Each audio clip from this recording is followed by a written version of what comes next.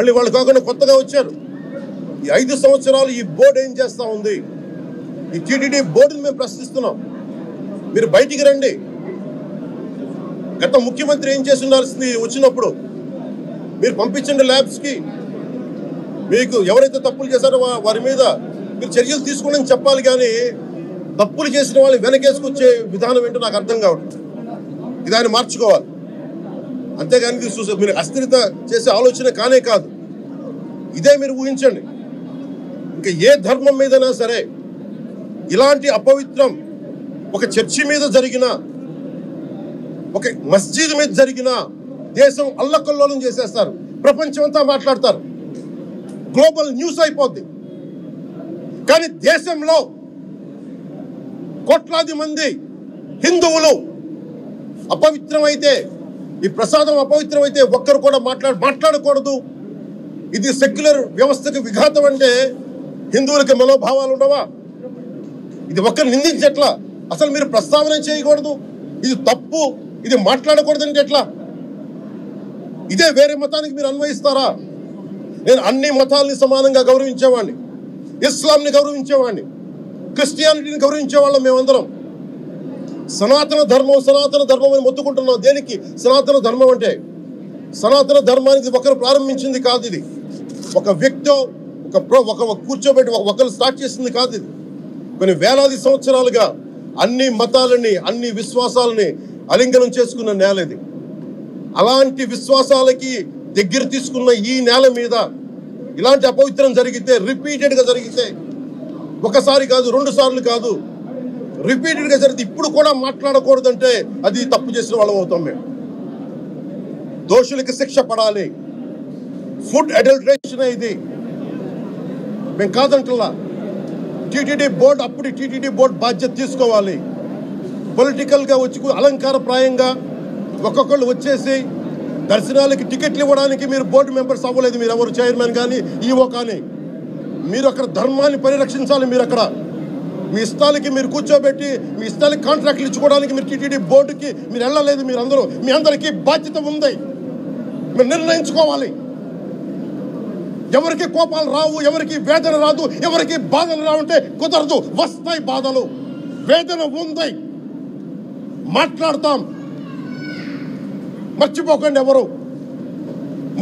గత ముఖ్యమంత్రి గారు కూడా నేను చేస్తా ఉన్నాను, జగన్మోహన్ రెడ్డి గారికి కూడా. ఇదే చర్చికి జరిగితే మీరు ఊరుకుంటారా?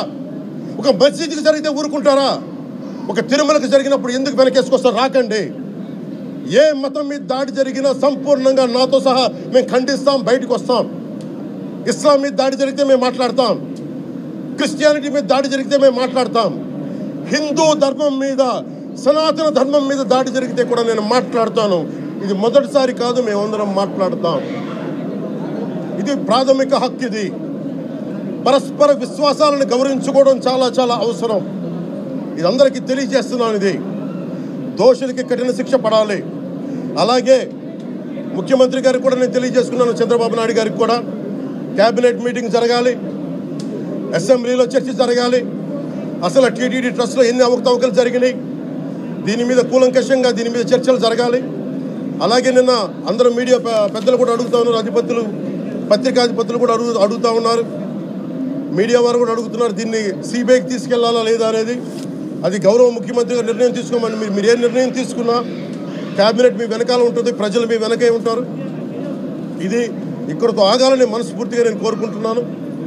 అలాగే 40 సంవత్సరాలుగా కర్ణాటకలోని గీ కంపెనీకి ఇస్తూ ఉన్నారు. 15,000 కేజీలు అవసరం అవుతుంది నెయ్యి, మనకి స్వచ్ఛమైన నెయ్యి. అలాంటిది వీళ్ళు 1000 రూపాయలు కొన్నదాన్ని వీళ్ళు 360 రూపాయలకే వస్తుందని చెప్పి ఎవరో మిడిల్ మ్యాన్ వచ్చి చెప్పారు. ఆ మిడిల్ మ్యాన్ ఎవరు? దీని మీద సంతకం పెట్టింది ఎవరు? మీరు 1,00,000 లడ్డూలు మీరు అయోధ్యగా పంపించినప్పుడు మాట్లాడింది ఎవరు? చెక్ చేశారా? క్వాలిటీ చెక్ చేశారా? కోట్లాది మంది భగవంతుణ్ణి విశ్వాసం ప్రకటించే ప్రతి ఒక్కరి ఈ రోజున బాధకు గురయ్యారు. నాకు నిజంగా ఇంకో వేదన కూడా ఉంది. ఇది ఇంకొకరు నిందించట్లా. తిరుమలలో ఉండే ఇంతమంది సేవ చేసుకునే వ్యక్తులు కానీ మీరందరూ హిందువులే కదా. మీరందరూ టీటీడీలో ఉండే వందలాది మంది ఎంప్లాయీలు, మీకు ఉద్యోగులు, వేలాది మంది ఉద్యోగులు, మీరందరూ ఏం చేస్తున్నారు? మీరు మీరు హిందువులు కాదా? మీరు స్వామివారికి అపవిత్రం జరుగుతూ ఉంటే మీరు కల్తీనే జరుగుతుంది మీకు తెలిసి కూడా మీరు ఎందుకు కాముకున్నారు? భయపడ్డారా వైసీపీ అంటే? వైవి సుబ్బారెడ్డి గారంటే భయపడ్డారా? ధర్మారెడ్డి గారంటే భయపడ్డారా? ఏ స్వామి అయితే మీకు ఆశ్రయం ఇచ్చారో ఆ స్వామికి అపవిత్రం జరుగుతూ ఉంటే మీరందరూ కామ్గా కూర్చునే మీకు ఎలా వచ్చింది? మీకు ఇది నేను సాటి హిందువులను కూడా నేను ప్రశ్నిస్తున్నాను. మీరు కూడా తప్పు చేశారు దీంట్లో. ఇది ముందుగా ప్రతి హిందువు గౌరవించాల్సింది. దీన్ని మీ మతాన్ని మీరు గౌరవించుకోండి ఫస్ట్. ప్రతి హిందువు నేర్చుకోవాలి ఇది. ప్రతి హిందువు ఆత్మపరిశీలన చేసుకోవాలి. మీరు బయటికి రావాలి. తప్పు జరుగుతూ ఉంటే కూర్చొని చేతులు కట్టుకొని మనకెందుకులే అంటే ఇలాగే ఉంటాయి. ఇది మారాలి. ఇది అందుకు నేను కూడా దీంట్లో భాగమే. కాబట్టి నిజంగా నాకు ఇన్ని సమస్యలు చెప్పారు ఇన్ని సంవత్సరాలుగా.